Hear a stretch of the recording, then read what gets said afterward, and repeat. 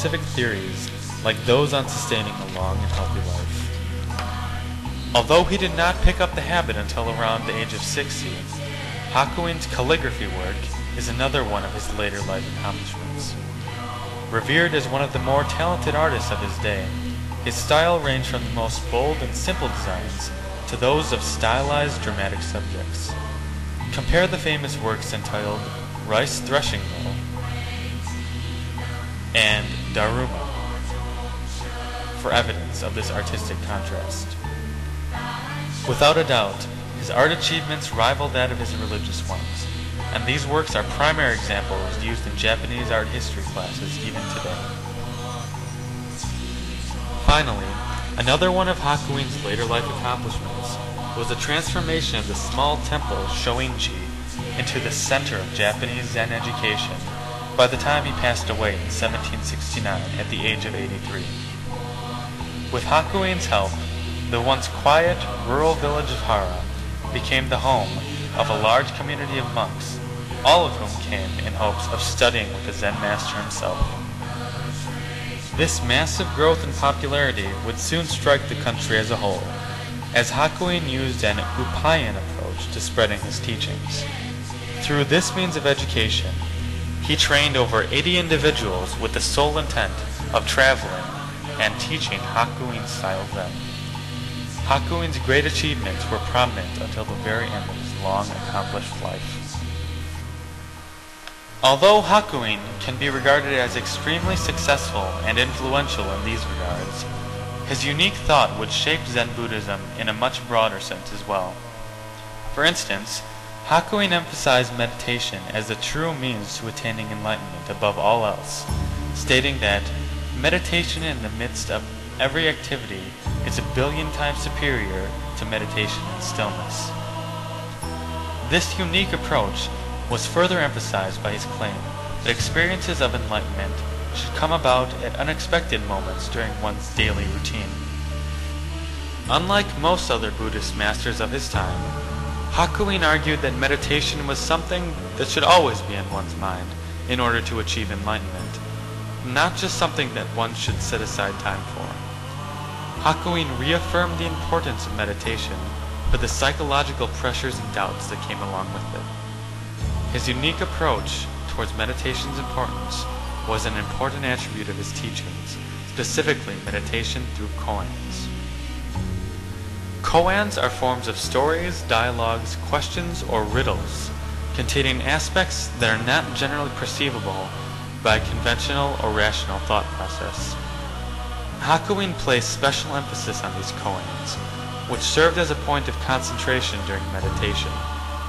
Previous to his teachings, meditation through koans was relatively less important in the Rinzai school, helping to distinguish Hakuin as the forerunner of his religious practice. In addition, koans served as a sort of test for monks in training. Hakuin himself wrote many koans and decided how they were used in meditation. Although he is well known for many of these koans, his most well-known one is as follows. 2 hands clap and there is a sound. What is the sound of 1 hand? In practice, a student monk is given a koan to think about while they meditate. Through investigation of their koan, students are said to become one with it and eventually attain enlightenment. This is perhaps not as easy as it sounds, however, as the teacher will decide if the student is successful in breaking through the great doubt and confusion that they will experience by their responses. These responses vary from teacher to teacher and from circumstance to circumstance, but generally the teacher looks for an indication that the student has grasped the real meaning and practical use of the given koan, rather than looking for an answer in a specific form.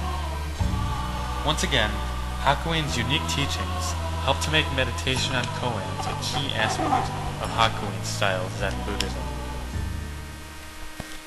Another one of Hakuin's important influences revolves around his attitude towards post-enlightened education, as Hakuin looked down upon those who neglected to teach after full enlightenment. He preached that it was the duty of those who reached their full potential to help others achieve the same, rather than pass each day after day in a state of seated sleep. Furthermore, he taught his students the importance of continuing to strive after reaching enlightenment. He stressed the importance of never being satisfied with small enlightenments, and that with a sufficient amount of real energy, focus, and meditation, everyone had the potential to achieve full enlightenment. These unique approaches help distinguish hakuin as one of the most important advocates of education, both of oneself and of others, after reaching enlightenment. Hakuin's unique approach to Zen Buddhism, as a form of knowledge that could be shared with everyone, was another important aspect that would influence the religion more broadly. First and foremost, Hakuin's upbringing as a commoner helped him to keep things in perspective and strive to spread his teachings to the rural class.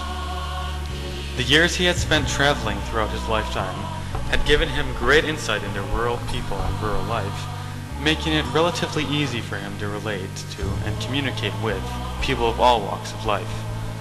He was dedicated to sharing his knowledge of Zen Buddhism with all people, which is illustrated in that although he was offered a number of extremely prestigious positions, such as ones in Kyoto, Hakuin repeatedly turned them down and preferred to stay in Shoinji, educating the rural class on the values of moral life. In addition, Hakuin made sure his works were always accessible to the commoner, and frequently wrote his works in the vernacular language.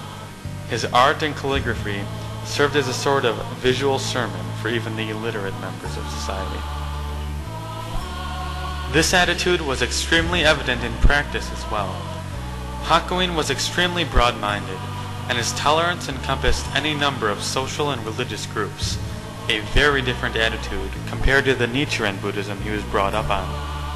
His unique teachings drew from Confucianist thought, traditional Japanese thought, as well as traditional Buddhist teachings, making Hakuin-style Zen Buddhism fundamentally eclectic and diverse.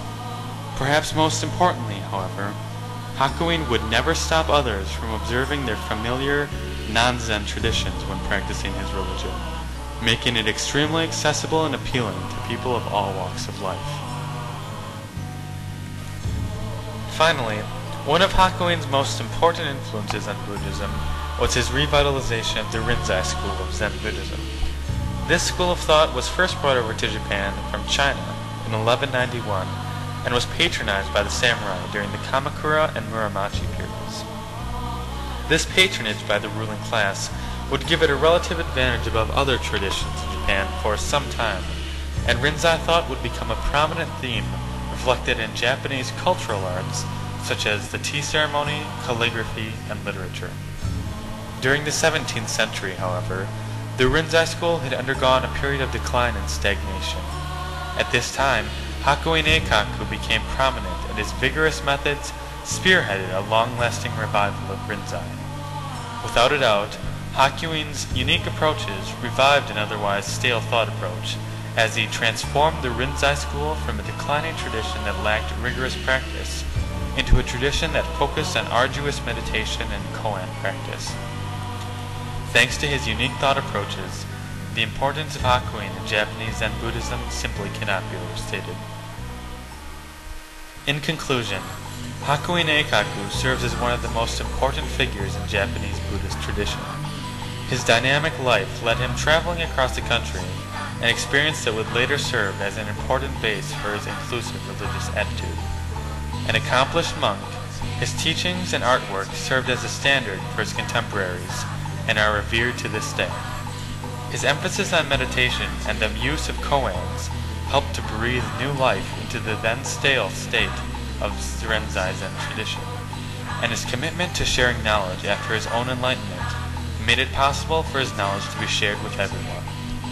Hakuin's importance for modern Zen Buddhism is immeasurable, as a practice as we know it today may very well not have existed without his influence.